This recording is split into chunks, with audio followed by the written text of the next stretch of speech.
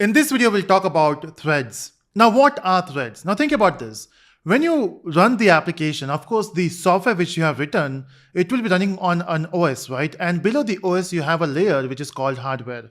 So if you want to represent this, what we normally have is we have a software which you build, of course. So let's say this is your software. And this software basically runs on an OS. Of course, on this OS, you'll be having multiple softwares, right?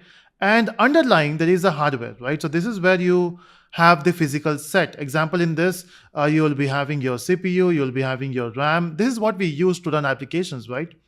Now, if we talk about RAM acts like a temporary memory for your processing, and your CPU is basically something which executes something, okay? So let's say in your software, even if you want to add two numbers, let's keep it very simple. Let's say if you want to add two numbers by saying 2 plus 2, now that operation will go to OS and OS will say, okay, you want to add two numbers. Let me just send the request to the CPU. Of course, CPU will do the processing, right? Now CPU says, okay, that's a task. I just have to add two numbers. It will do some processing and then you got the output. The thing is, for a simple operation, it's so simple, right? But then what if you are running a big software? Let's say this is your software, and apart from this, you have multiple softwares which you want to run on the same OS. Now, of course, in your system, you'll be having multiple softwares, right? And then sometime you want to run that at the same time. So that means OS should support multiple software working at the same time. So can we say that's multitasking? Right? So we have multiple tasks running at the same time, okay? Now, most of the modern OS does support that. The thing is, it's not like they are executing this at the same time. So on the CPU, there's a concept of time sharing. Example, let's say there's software 1, there's software 2, there's software 3. Let me just remove this part for time in here. So let's say if you have three softwares here, which you want to run on the OS, they will be going in time sharing. So your OS can say, hey, the first software you execute. It will say, okay, second software, now you execute. And then they will be executing parallelly by sharing the time, okay?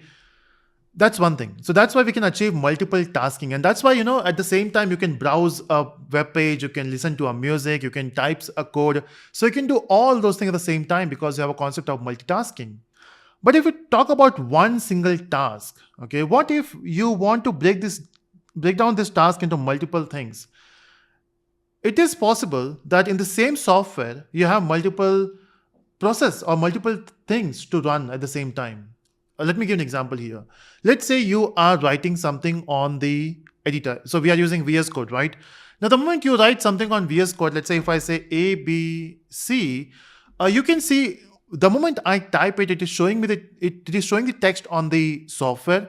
It is also showing us the error, right? So that means these two things are happening at the same time.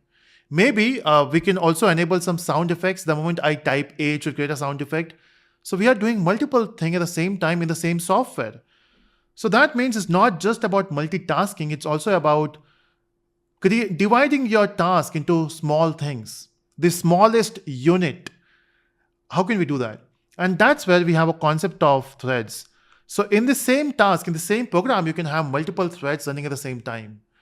Okay, so example, when you play game, any game which you play, maybe Mario or cricket or football.